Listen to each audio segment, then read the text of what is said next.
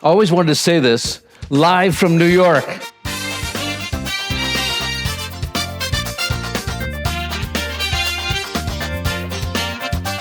Welcome, Dr. Robert Lustig, our distinguished guest for this evening. The thing that gives me hope is that things are changing. Dr. Lustig is a pioneer in the field of metabolic health, a prolific author, and founder of BioLumen, which is an SOSV company.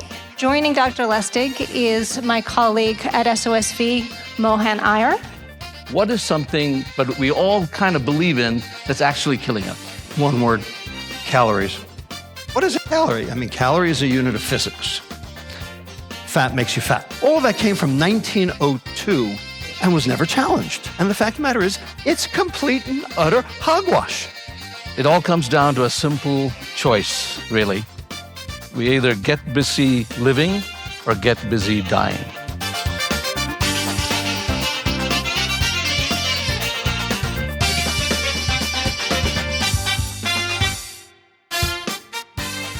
Hi, my name is Deborah Zajac, and I'm general partner here at IndieBio New York alongside Stephen Chambers.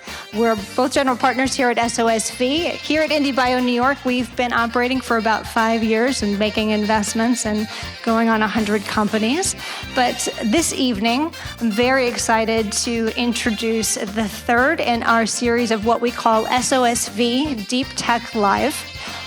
Here at SOSV, we're focused on making investments into and building deep tech and biotech companies that will have an impact on planetary health and human health. And so we're very excited to have leaders in the field join us in conversation to highlight some of the key issues that we're all looking at.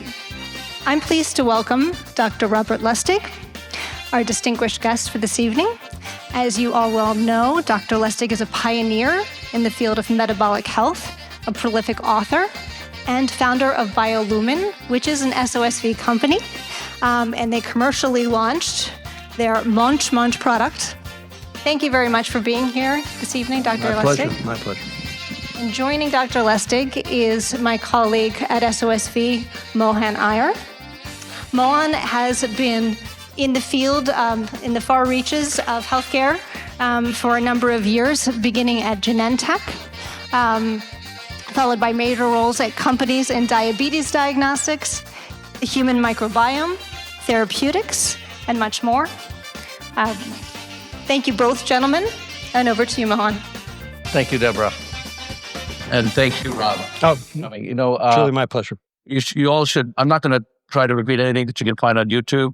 You should definitely go to YouTube, though, and check out Dr. Robert Lustig's accomplishments in both the bio and all the books. But he's a generous man. When we talked together, he said, just call me Rob. And that's the kind of guy he is. We can just engage at this very personal level. Thank you so much for being here. It's truly my pleasure. And, just saying, obviously I'm associated with IndieBio in San Francisco. I'm very happy to be here in this venue for the first time tonight, but by no means is New York my first rodeo. I am a Brooklynite, and unfortunately, I talk like one. Always wanted to say this, live from New York. So anyway, It's Wednesday night. Yeah.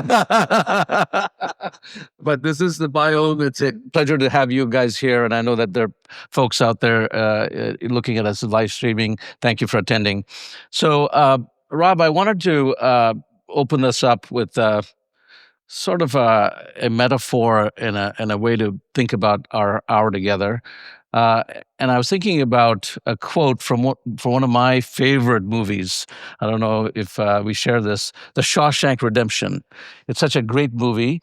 And here are two inmates, if you remember them. This also dates me, by the way, if anybody else likes The Shawshank Redemption. Okay, good. Yeah, so there's Andy Dufresne, played by Tim Robbins, and then there's Red, played by Morgan Freeman, and they're both inmates for life. The prison metaphor we'll tap into a little bit later. And Andy says this, it all comes down to a simple choice, really. We either get busy living or get busy dying. So I want to spend 20 minutes about how we, at a personal level, institutional level, corporate level, policy level, in metabolic disease are really getting busy dying. It is sad, and we got to bring that out. Hate to tell you, but fetuses are getting busy dying. Yeah. And that's where I come in. I'm a pediatrician, and I'm supposed to like help children, and children now get all of the adult diseases except they get them as children. And you've heard that cancer's just occurring earlier and earlier, diabetes earlier and earlier. And we have an epidemic of obese newborns. I mean, they don't diet and exercise. The fact is the paradigm is broken, and our understanding of how this is occurring is not only broken, but pejorative. Right. And we're going to explode a bunch of myths, and I recommend Rob's books to you about how this is working in different levels of our life and society. We're going to spend 20 minutes, we're a deep tech VC firm. We're going to 20 minutes diving deep into the science of this. We're going to geek out on metabolic disease at the cellular level, at the molecular level. Rob loves this. We've done this before. And then we're going to spend 20 minutes about the get busy living. So we have to figure out a way out of this mess. And so I hope you'll lead us with some thoughts there. So that's the basic outline of the hour together. So let me ask you this. What is something that most of us have gotten wrong, that is a myth, that it's truly false, but we all kind of believe in, that's actually killing us? One word: calories. Everyone thinks it's about calories. Everybody thinks, well, you're obese. And if you're obese, it's a problem of caloric intake and caloric expenditure, calories in, calories out. Therefore, it's about two behaviors: gluttony and sloth. Therefore, if you're fat, it's your fault. Therefore, diet and exercise. Therefore, any calorie can be part of a balanced diet. Therefore, don't pick on our calories, go pick on somebody else's calories. And this is the not concept true? of calories. No, it's completely false. Everything I just said is absolute, total bullshit. Okay, wait. The bagels in the West Coast suck. And when I came to New York, That is true. Yeah, That is true. I had a bagel this morning, and I had some schmear on it. So I don't know what that 500 calories. And then I went to walk on the High Line. I did a Peloton ride. I walked to a board meeting down there. I think I took off 500. I think I did not gain anything, Rob. How do you mean that the calorie myth is broken? Okay, there are things about the food that have nothing to do with calories. Now, what is a calorie? I mean, calorie is a unit of physics. It is how much energy do you have to add to 1 gram of water to raise the temperature 1 degree centigrade. Yeah. That's a calorie. It's a unit of physics. And I don't deny the existence of that concept. But to then apply that to the human condition and say what you eat and what you burn is whether you gain weight or not, which of course is where, the entire field has been stuck in the last 50 years, is this notion that, the insulin resistance that we know is at the heart of this problem is a function of the obesity. The fact is, there are plenty of obese people who are metabolically healthy, and there are plenty of thin people who are metabolically ill. Well, if calories are the reason, then how do you explain that? And then also, how do you explain the obese newborn? You can't explain it with calories. That's right. Right? It just doesn't work. So we humans are not bomb calorimeters. Okay, that's how we got here, was through this machine called the bomb calorimeter. We got here through this guy by the name of Wilbur Atwater, who in 1902 developed the bomb calorimeter and showed that fat, when you explode fat in a bomb calorimeter, you get 9 calories per gram. And protein, you get 4 calories per gram. And carbohydrate, you get 4 calories per gram. So therefore, fat is the most energy-dense food. Therefore, fat makes you fat. Okay, all that came from 1902, and was never challenged. Yeah. Okay, and the fact of the matter is, it's complete and utter hogwash, and always has been. And it is only now that we're actually understanding just how much hogwash it is. And to be honest with you, for at least 4 decades, the NIH would not fund anything that even questioned the existence or the primacy of this concept of calories. Is a calorie in the, do you make a distinction between a calorie in the lips versus calorie metabolically? Absolutely. So give us an example of. I'll give you 4. Okay. I mean, if you watch YouTube, you've heard these 4, but let me, they work. Let's start with almonds. You like almonds? I love almonds. I love almonds. Almonds are great. Obama had 8 almonds every day. So. Yeah, well, he should have had 80 almonds every day. Okay. All right, you eat 160 calories in almonds. How many of those calories do you absorb? 120. 130. Pretty close. Okay. You ate 160, you absorbed 130. Where'd the other 30 go? The fiber in the almonds, the soluble and insoluble fiber, acted as a barrier to the absorption of that portion, that 20 to 25% of calories, making them unavailable for absorption, bringing them further down the intestine where the microbiome would chew it up instead for their own purposes, because you got to feed the microbiome or the microbiome will feed on you. Well, that fiber in the almonds actually did that job. So even though you ate 160, you absorbed 130 because the other 30 wasn't for you. But you clocked them here at the mouth. Who cares? What you care about is what did you absorb at the intestine. So that's one reason a calorie is not a calorie. Second reason, protein. So as you know, protein is made up of amino acids. You have to cleave proteins into amino acids to be able to use them for either building proteins or for energy, either or. Now, if you use them for energy, you have to take the amino group off. So you have to turn them from an amino acid into an organic acid.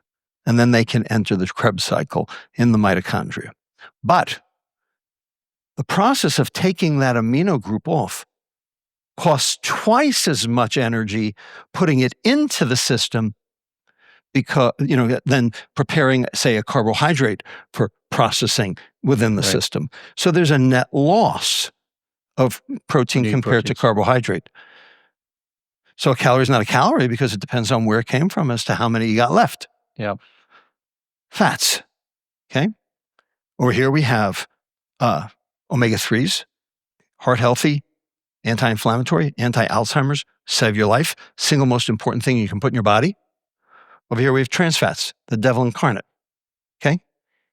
Consumable poison. Hopefully gone or leaving us. Well, yeah. I mean, yes, no. Okay. It's a story, but not completely. But we know it's a problem, so that's good.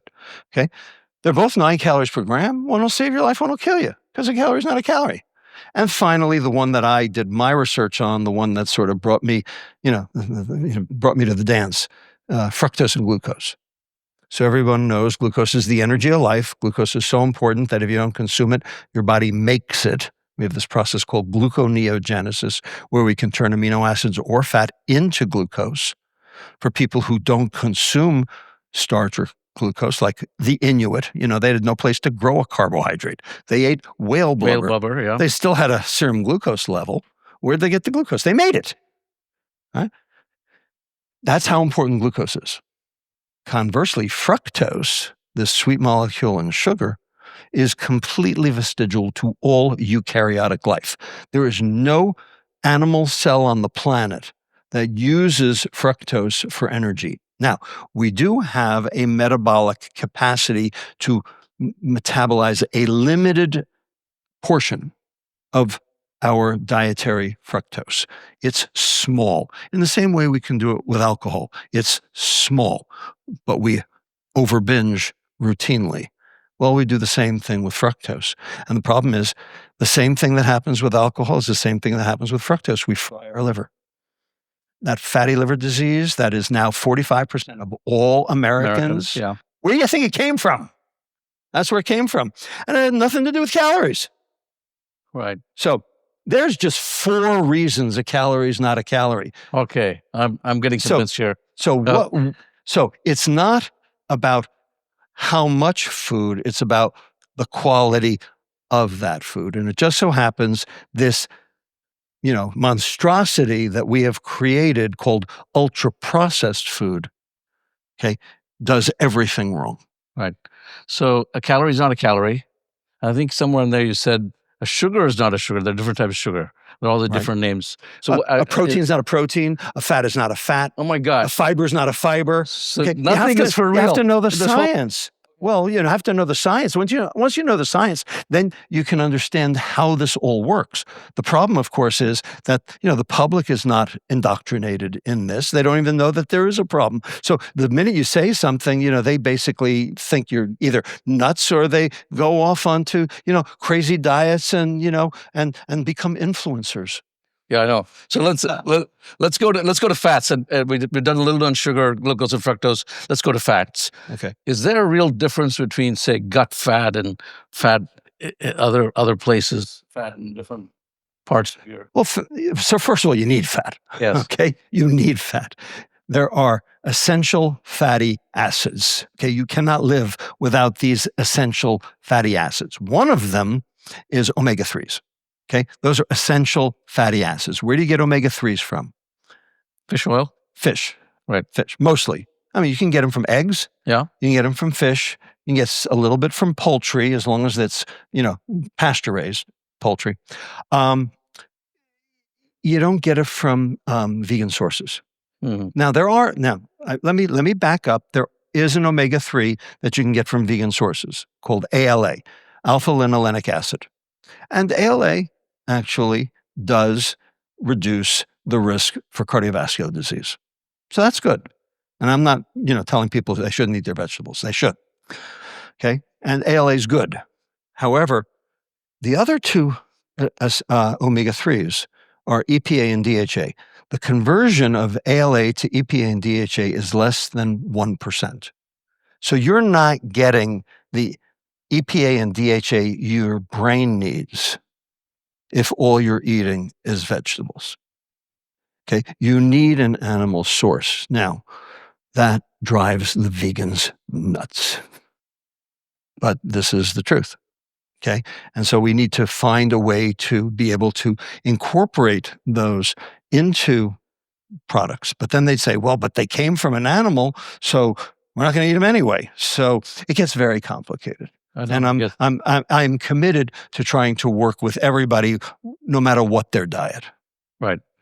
So yeah, we've got from the molecular side, all these words that are words we think we know, but we really don't know, that are confusing us. Let's get. Well, yeah, one of them is weight, because there's different kinds of weight. Yes. There's subcutaneous fat and visceral fat and liver fat, and they're not the same. Yes. Okay. There's, fat, there's dietary fat and body fat. They're not the same. There's sugar, which could be dietary sugar, like, sucrose, or blood sugar, which is only glucose. Right. And the fact of the matter is, we have the same name that we apply to different phenomena. And the food industry likes it that way, because all it does is create confusion. Okay, let's go there.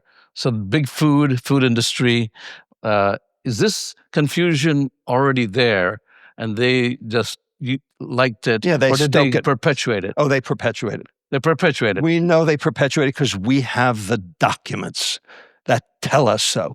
UCSF has the industry documents library, okay? And we now have a organized research unit at UCSF called the Center to End Corporate Harm.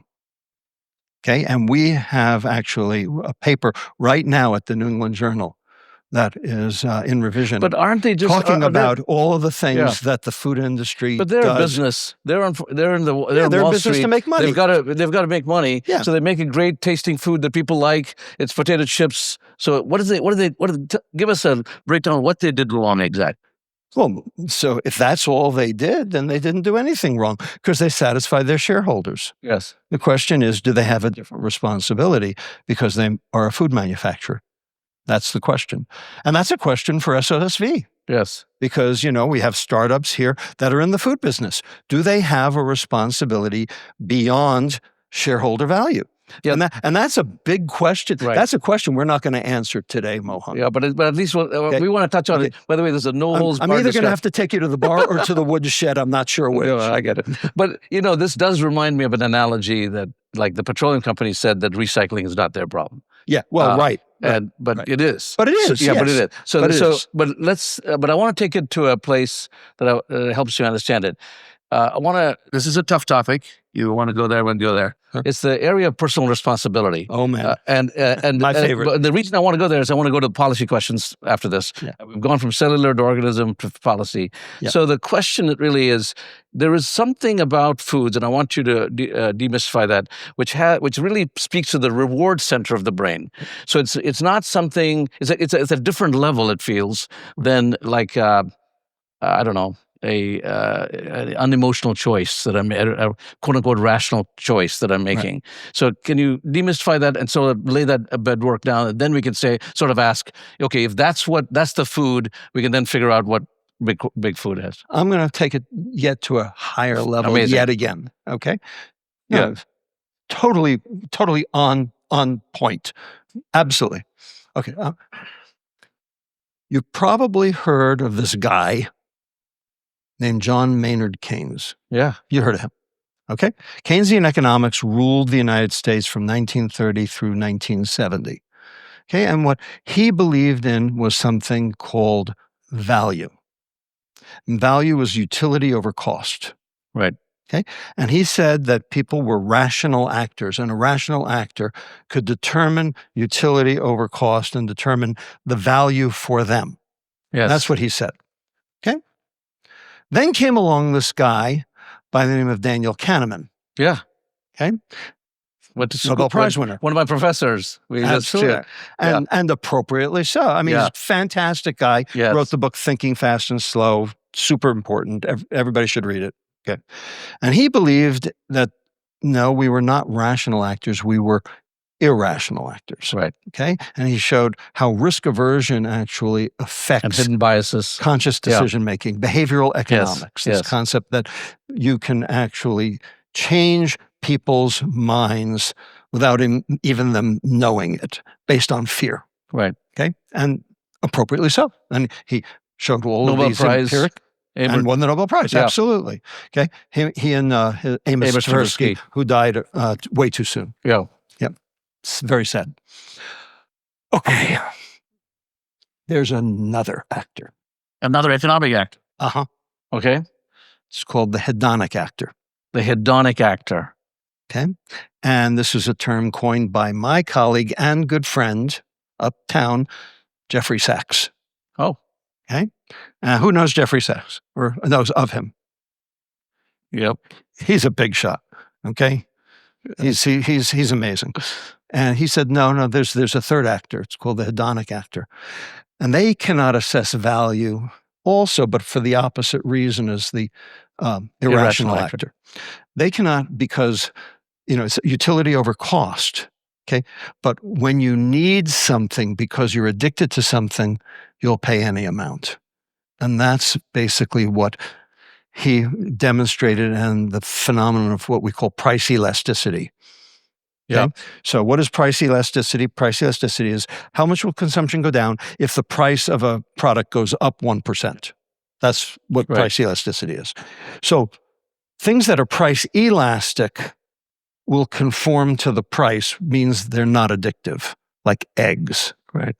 When the price of eggs goes up, people stop eating eggs. We just found out a few months ago. What are the components that are of the food supply that are price inelastic? Fast food, soda, juice, all the sugar-containing stuff. And the reason is because sugar is addictive. And we have the data to show that sugar is addictive. And we also have the economic data to show that sugar is addictive. Well, in our area, we're in the Bay Area, Berkeley has a tax. Yes, absolutely. Well, San Francisco has a tax. But where I live, in Menlo Park, Palo Alto, we don't have a tax. So the same. Same good. So everybody comes from Berkeley to Palo Alto. The 20-cent arbitrage on a cup of soda. Yeah, you're kind of mad about the Costco people clogging up your lines. But it is interesting that. So you're saying that there's something about it that makes us buy regardless of price. Exactly. And the food industry knows it. Okay. And that's why. And is it a shared they did responsibility or is it their responsibility? That's their responsibility. Got it. There are things in the food that shouldn't be in the food, and we have the data specifically for Philip Morris, who of course became Altria. From 1985 through 2001, they bought up food companies. Okay? Right. Philip Morris bought up U.S. Foods, and R.J. Reynolds bought, Nabisco. Okay, and you look at the products that they had in 1985 versus 2001, and they are heavy-handed, sugar-containing, because they were doing the same thing to the food supply that they did to tobacco. All right. They jacked up the nicotine. They jacked up the sugar. All right. For the same friggin' exact reason. And we have it in their own words in the UCSF documents library. All right, we're going to get back to that. This is how we're dying, guys. It won't make you know. Let's go to Big Pharma.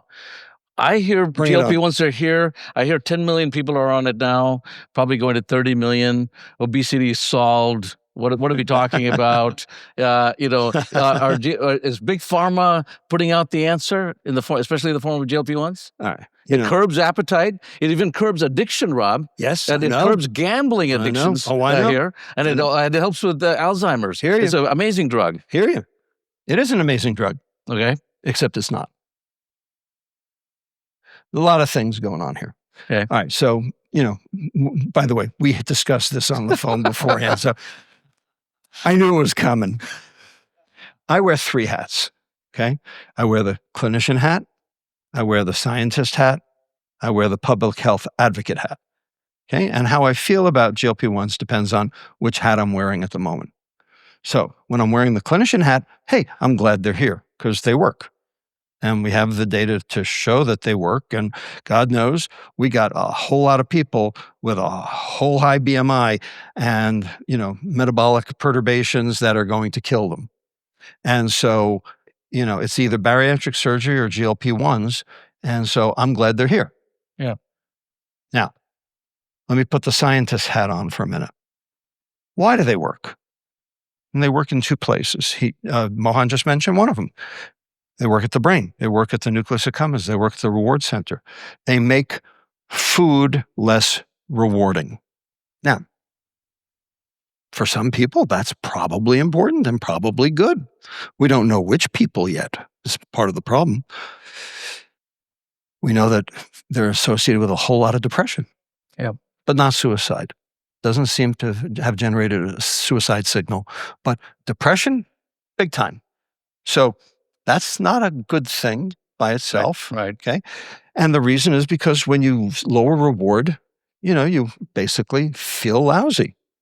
That's kind of part and parcel of lowering reward. And the problem, of course, is that all of these people are so addicted to sugar that if you actually change that, they can't get the reward out of it, even when they, consume large amounts. And that actually becomes dysphoria. They don't feel good. Right. That's a problem. All right. What about the fact that only 1/3 of the people who take it actually benefit from it? And that's why there's such a recidivism. And there's such a recidivism. Yeah. So many people go off it. And the people who went on it and lost weight and go off it gain it all back because they haven't actually solved the problem. I heard the lean muscle mass may not be coming back. We're getting there. Okay. Give me a minute. You are jumping the gun there, Mohan. That's right. We're going there. Yeah. Okay. All right. So, and then the question is, number one, when you lose the weight, you're losing both fat and muscle. Now, losing fat is good, but losing muscle is not. Okay. Sarcopenia is one of the things that's most associated with early mortality. So losing muscle is not a good idea. Okay. Do you know what else causes loss of fat and muscle equally? Starvation. Starvation causes that. Well, that's why it works, because you're starving, because you can't eat. Well, you can't eat because of the second place where this stuff is working. It's working on your GI tract. It's delaying gastric emptying. It's actually stopping your stomach from working. Okay, right. So that's why you get the nausea. That's why you get the vomiting. That's why you get the pancreatitis. That's why you get the gastroparesis. Stomach turns to stone.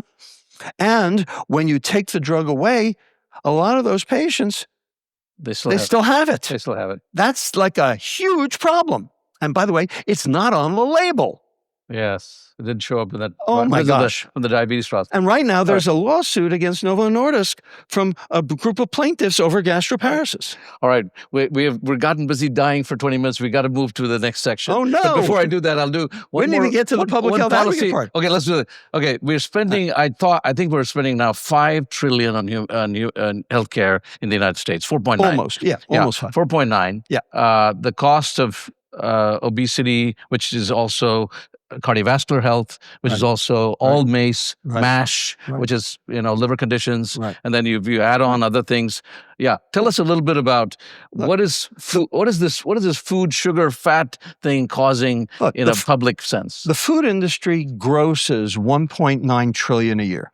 Okay, we spend almost $5 on healthcare, of which 75% is basically the treatment of chronic metabolic diseases that's caused by the food. Okay, so that is a huge sink going down the tubes. Conversely, if we just got added sugar in this country down to USDA guidelines, instead of spending that 4.1 trillion, we would actually save 3.0 trillion with no side effects. In other words, we could get better weight loss with no side effects and save money if we fix the food. Wow. So to me, GLP-1s are kind of like the worst alternative of the two. But what are you going to do? We're going to come back to fixing some of this in the last 20 minutes, but I want to go to maybe a 10-minute, so 20-minute sort of deep tech. So I just changed my plan here because of the timing. I'm going to throw out a word. This is going to be a scientific word, and just go for it. Just geek out on it. And as it relates to this topic, of course. Mitochondria. I knew it was coming. The duck came down. I won $100. Yeah. Mitochondria. Okay. So we all know it's about calories in, calories out, right? Not. Good. But it is about mitochondria. It is about mitochondria. So what are mitochondria? They're the little energy burning factories inside all of our cells. Okay. Here's a way to think about the problem. Okay. Mitochondria make a chemical called ATP. Now, you all took biology, 10th grade. I know you learned it and then you promptly forgot it, but this is actually a chemical you need to know what it is. ATP. Every cell burns ATP. Every thought is ATP. Every motion is ATP. Okay, ATP is life. Okay, and your mitochondria make ATP. What if they don't make enough? Then you're going to be ATP depleted. What if your cells use up too much ATP? That's called stress. That's going to make you ATP depleted. What if you don't make enough and you're stressed? Now you're multi-ATP depleted. How does that show up in terms of your clinical well-being? It shows up in all sorts of ways. It shows up in changes in systemic health. It shows up in changes in mental health. It shows up in changes in cognitive health. And by the way, I just want to introduce my colleague here, Dr. Anna Yusim, sitting here right here, psychiatrist from Yale. We are currently writing an op-ed for the New York Times about exactly this. That's why I spend the moment talking about it. So when your mitochondria are screwed, you're screwed. Well, there are a lot of ways to screw your mitochondria. Okay, more than the Kama Sutra. Okay, there are a lot of ways to screw your mitochondria. And the fact is that all of them are in play, and they're actually hurting our mitochondria. Air pollution, ionizing radiation, chemicals in the environment. There's a whole host of things, but the big one, the big kahuna, the 2,000-pound gorilla in the room is sugar. Sugar is a direct mitochondrial toxin. So the more sugar you add, the less well your mitochondria work. Therefore, the greater the systemic health problems, the greater the mental health problems, the greater the societal health problems. we need to mind our mitochondria, and we're not. In fact, we're doing the exact opposite right now. Yeah. The question is, can we do better? And the answer is, holy shit, yeah. Okay, but like, we need the help of the industry in order to be able to do that. And that's where this policy thing comes in. Great. So I'm just, these are a little bit, I'm picking out of my bag scientific words, so not in particular order. Barrier function, gut barrier function. Yep. How does it relate? All right, so your gut is a sewer. Literally, a sewer. What's the definition of a sewer? A pipe with shit in it. Okay, it's a sewer, right? All right. Now, the goal is to absorb the good stuff and leave the shit where it belongs, right? Going out, you know where. That's the goal. In order to do that, the intestine has to have barriers to keep the bad stuff at bay. And there are 3 barriers. The first one is a physical barrier. The second one is a biochemical barrier.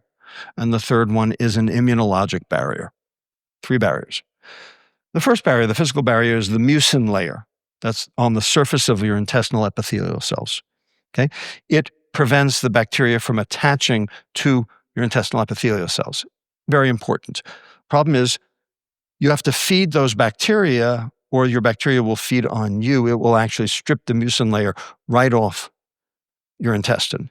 And then those bacteria can oppose your intestinal, and that's where IBD, IBS, inflammatory bowel disease, leaky gut comes from, is basically a breakdown in that mechanical barrier. Okay, so you have to feed your microbiome. You have to feed your bacteria so they don't eat your fiber. They don't eat your mucin. Okay, how do you do that? Fiber. Just prebiotics. That's what a prebiotic is. Something that feeds your microbiome.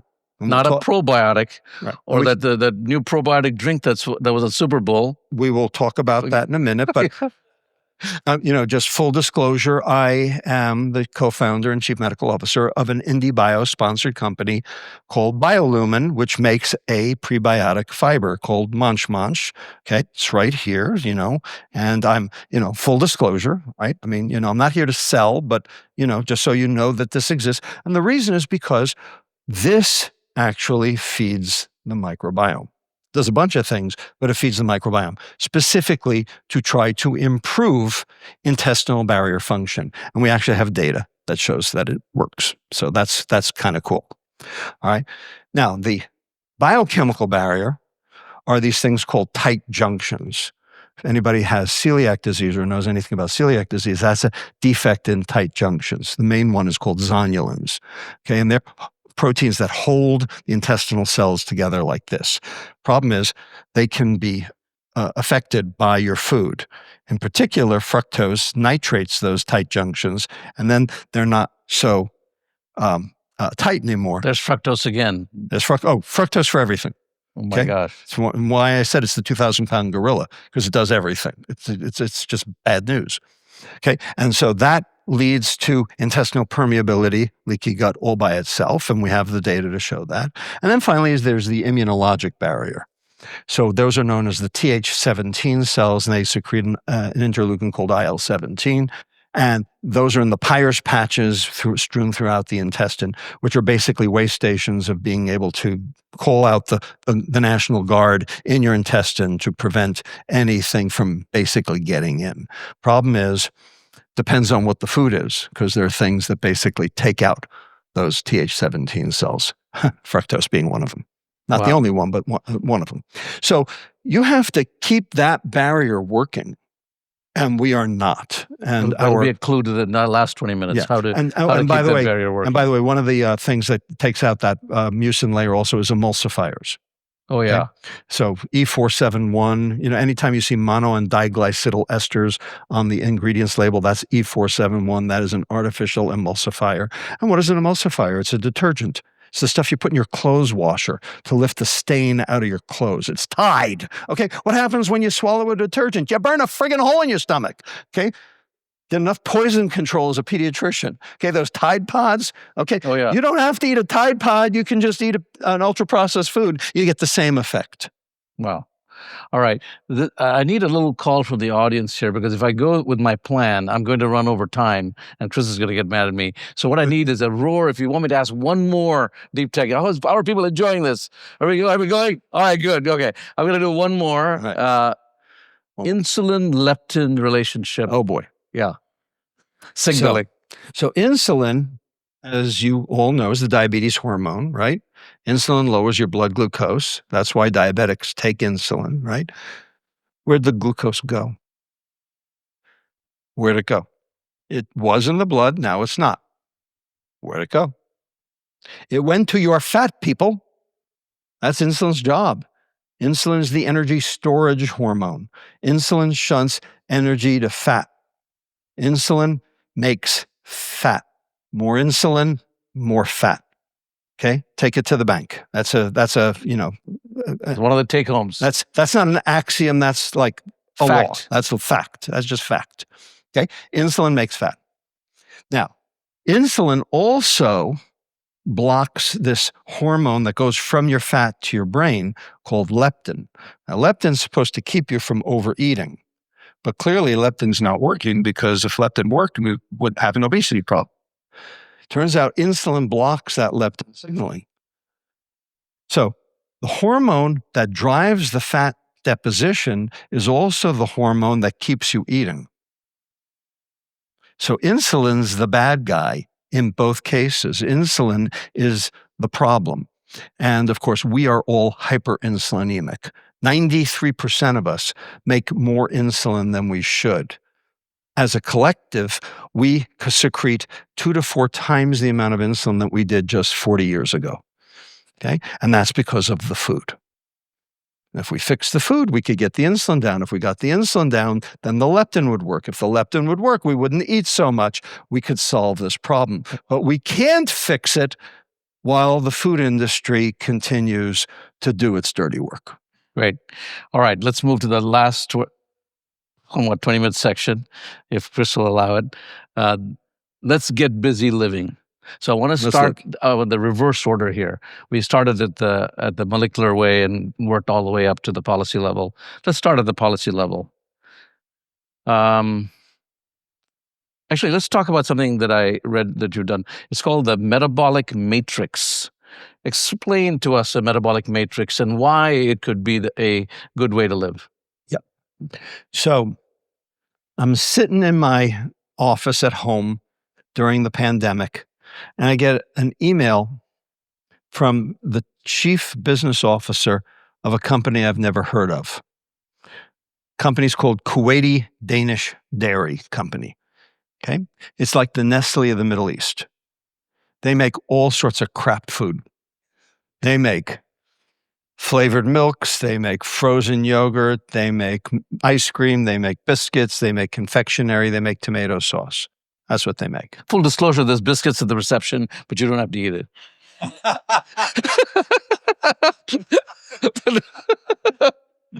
You knew. All right.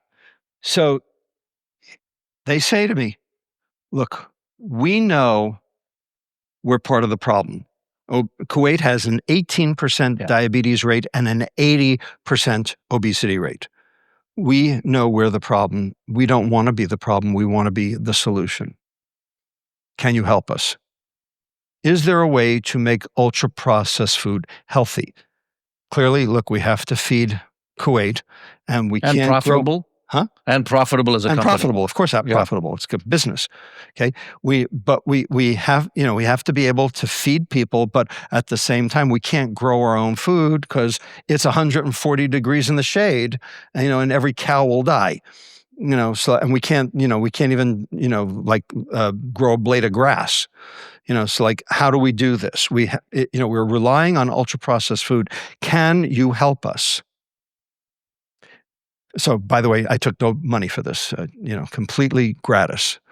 What we do is we assembled a scientific advisory team, and that advisory team is still in place today, and it's wonderful. Tim Harlan, who's the head of culinary medicine at George Washington, Rachel Gao, who's a PhD RD, fatty acid expert, Andreas Kornstadt, who is a computer scientist from Hamburg, Stanford trained, Wolfram Alderson, who knows everything about the food system, and myself.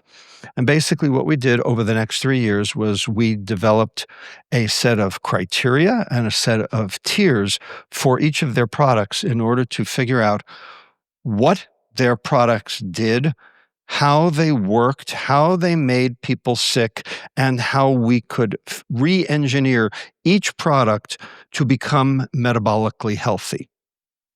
And we called this rubric that we set up the Metabolic Matrix, and we published it in 2023 in Frontiers in Nutrition.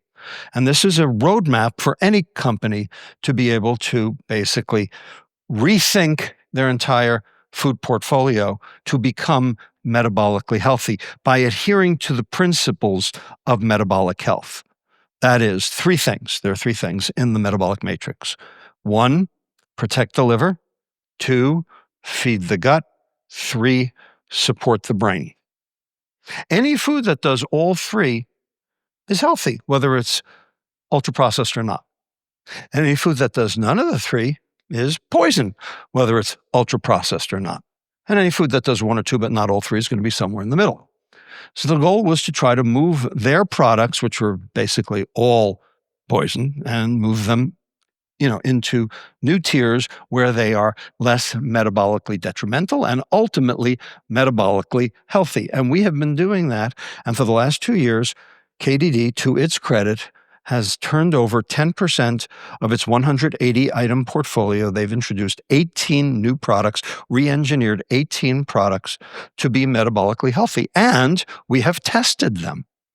We have tested them acutely with glucose tolerance, test insulin tolerance, test Kraft testing, basically, Kraft curves, to demonstrate that their new products are actually what they say they are, metabolically healthy. Do people like them?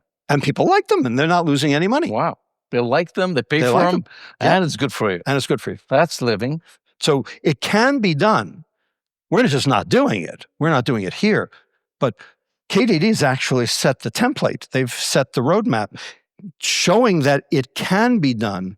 And so now any food industry concern that doesn't do it is basically just evil. Yeah. Because they could do it, but they've chosen not to. So when I read that paper, Rob, I went to Whole Foods, my reason, and the word foods is actually in the name of Whole Foods, even though they've been bought by Amazon. I'm aware. Yeah. So I went over there and did a mental map of which ones had all 3. Okay. I couldn't complete the thing because I was just a single guy walking around with the paper. Yeah. But I would say to you, most did not. Yes, most did not. Most did not. Sure. So do you have a sense of, in an average food store, which is supposed to sell food, how much would qualify as a food that Rob says is good food? Oh, about 10%. 10%? About 10, maybe 15.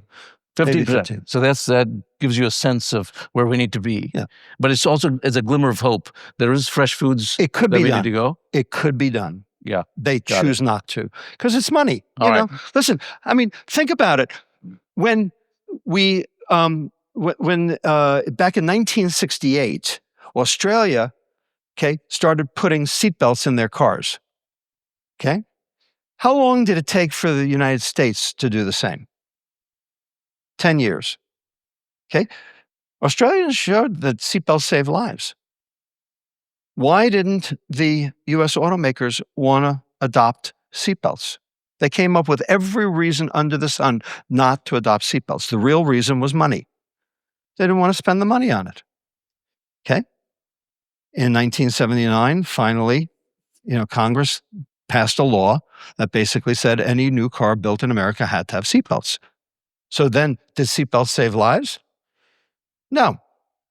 Not for the next 10 years, until Mothers Against Drunk Driving actually petitioned each state house separately throughout the entire country, 50 separate petitions, 50 state houses, to wear them.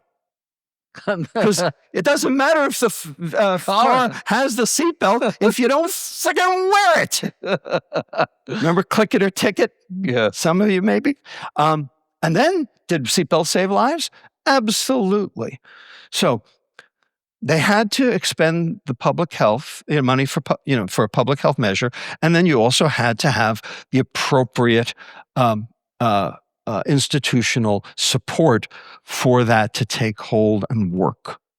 That's how this all works. Okay, you have to have both, and until you have both, you're not going to see any benefit. That's what we have to work toward. And the problem is the food industry, and by the way, the tech industry, have gotten a complete free pass on all of this. Great. So there's some stuff to talk to you about if you had a steak dinner with RFK, but we might have to skip to that. Do you know RFK? We probably know him. Does he eat steaks? I don't even know. I got 1/2 hour okay. with RFK on the phone, mano a mano. All right. What would you say to him? We have to turn the camera off. Okay, we'll do that. We'll go to the reception on that. Let's go to the human level. So go to the policy level to I think you've also covered corporations to some extent. Let's go to the human level. One of the things that, as I think about food, the sugar science can be a bit reductive, it feels. So, appetite is kind of core to being human. Yeah. There is a pleasure to eating, and totally. And being human is a beautiful thing, and it's really something about it is pleasurable. When we talk about this in this weighty manner, even in this podcast, in this whatever we're doing here, it feels like there's something against it. So what I want to really get from this is, what does true metabolic health look like for a human being? What is human flourishing in a way that is good metabolically? Okay. That's a good question. That's a really good question. Metabolic health is a piece of the whole. Okay? Immune health is another piece of the whole. Mental health is another piece of the whole. Societal health is another piece of the whole. And planetary health is another piece of the whole. Okay? There are five pieces to my understanding. Yes. Okay. And so metabolic health doesn't exist in a vacuum. Yeah. Okay. It exists in the panoply of human existence. But what you've done here is actually shown that it does affect mental health. Well, it does. It probably affects. And it affects immune health. It probably. And I hate to tell you, but it affects societal health. Go on. It affects planetary health. Yeah. I'm actually writing a book about it with my colleague at UCSF, Alyssa Epple, right now. Okay. Fact of the matter is, we have a fatal flaw in our nervous system, and it's driving all five to be dysfunctional all at the same time. And it's very related to what Daniel Kahneman showed us. He showed us that the amygdala, the area of the brain that makes immediate decisions, is dysfunctional. And when it's dysfunctional, it fucks up. And it's been fucking up pretty good for the last, I would say, 50 or so years. And we can see the signs of it everywhere. Everywhere. The stress, the pain that comes from amygdala dysfunction basically either makes you sick mentally or it makes you addicted mentally because you're trying to basically placate your misery. And that's how Americans are basically sleepwalking through life right now. And until we basically fix this amygdala problem, we're not going to solve it. It just so happens ultra-processed food's a big piece of that. It's not the only piece, not by any stretch of the imagination, but it's a big piece. Okay?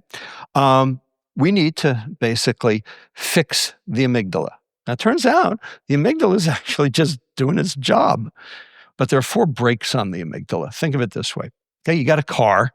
Okay, each car has a wheel. Each wheel has a brake. You got 4 brakes. You step on the brake in the cab, car stops, all good. Now, what happens if one brake fails? You going to stop?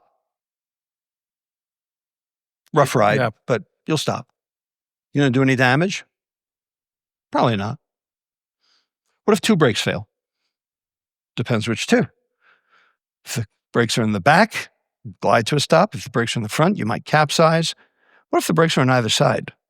It's 360. You going to stop? Eventually.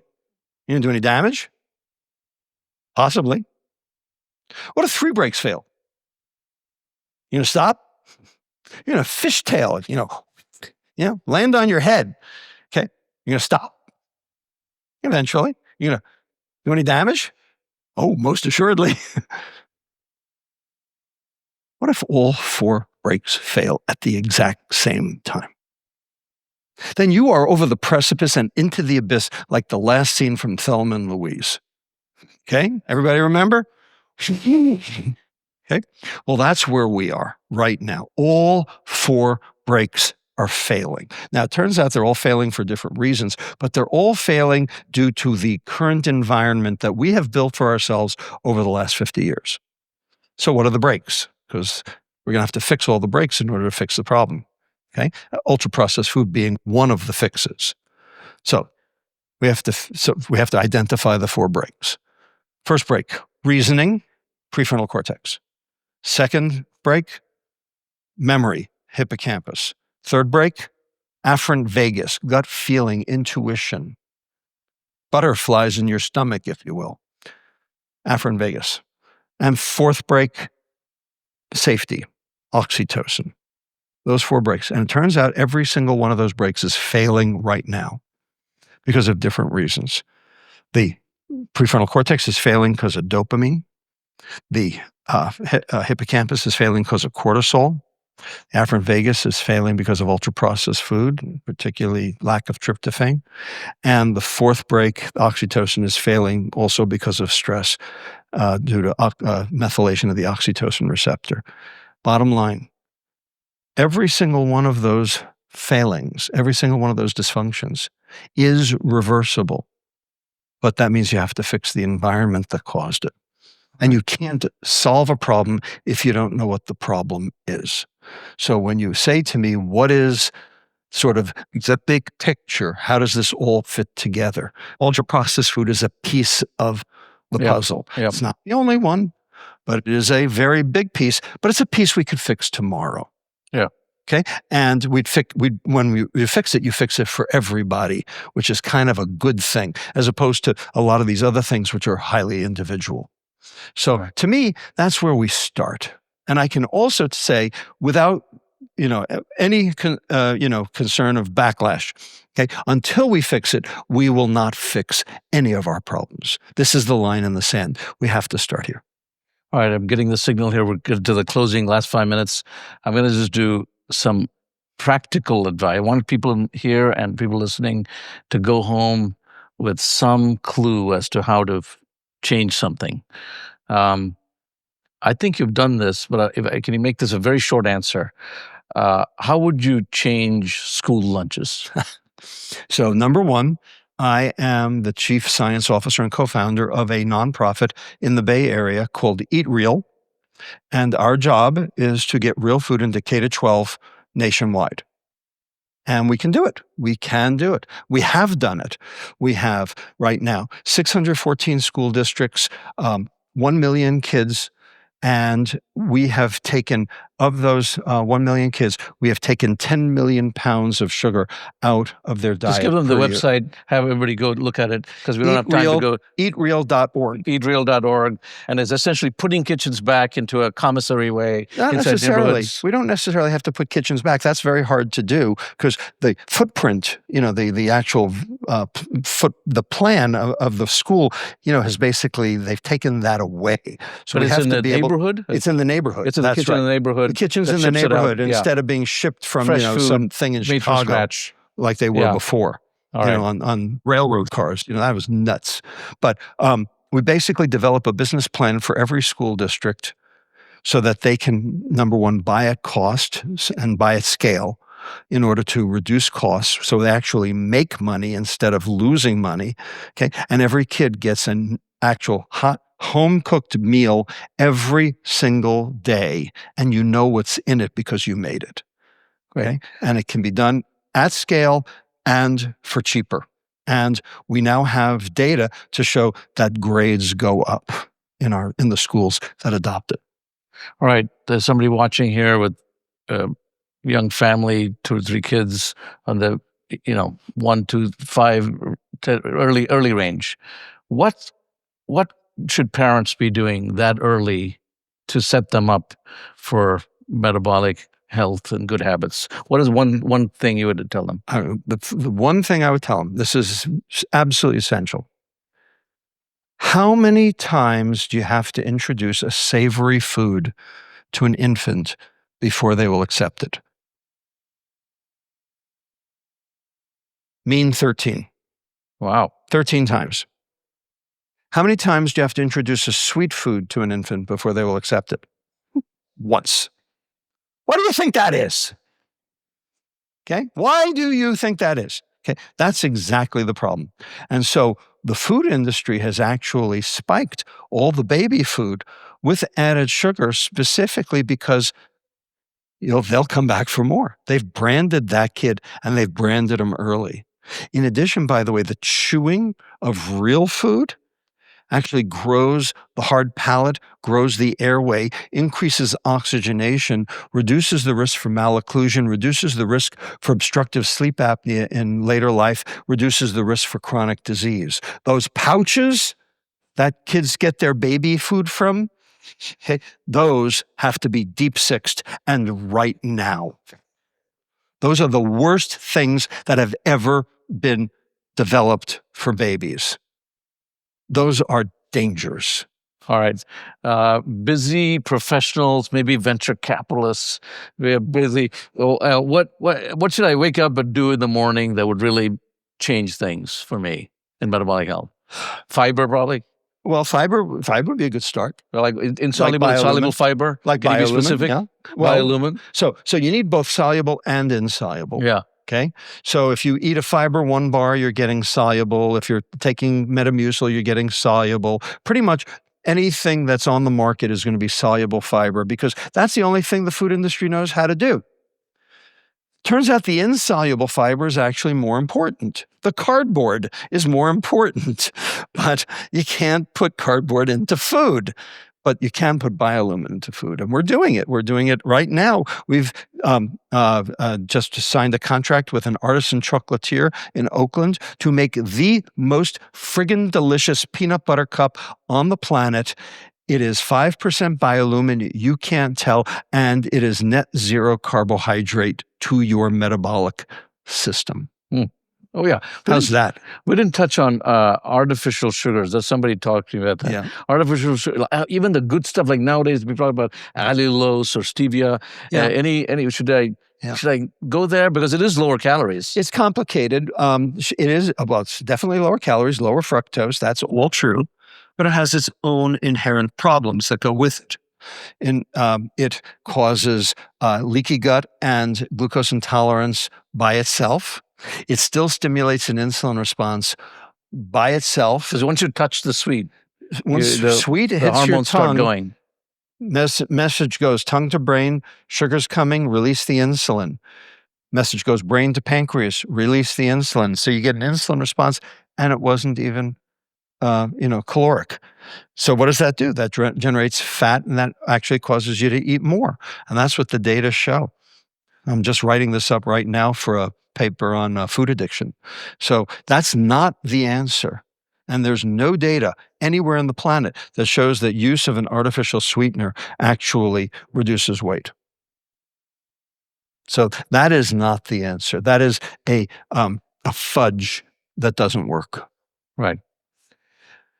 I wanted to get to it. Maybe as a quick answer, I've been sticking with the U.S. context, but I am cognizant of hundreds of millions of middle-class Indians, hundreds of millions of middle-class Chinese who are all growing up with wealth, who are wanting the same things we wanted. And if they eat the same things we ate, this is a whole different ballgame. Going to get just as sick. And they do, and they have. I mean, look at the diabetes rate in India. And look at the diabetes rate in China, 14%, okay? And they're not fat. We, the fattest nation on earth, have an 11.6% diabetes rate. So how come, if they're not fat, how come they have more diabetes than us? So here's my policy question for you. You meet the president of India, and you want to tell him one thing, and he's going to do it. What should you do? Get rid of the food subsidies. Subsidies? Tell me more. We subsidize all the things that are killing us. Corn, wheat, soy, sugar. Okay, that's the bad stuff. Okay.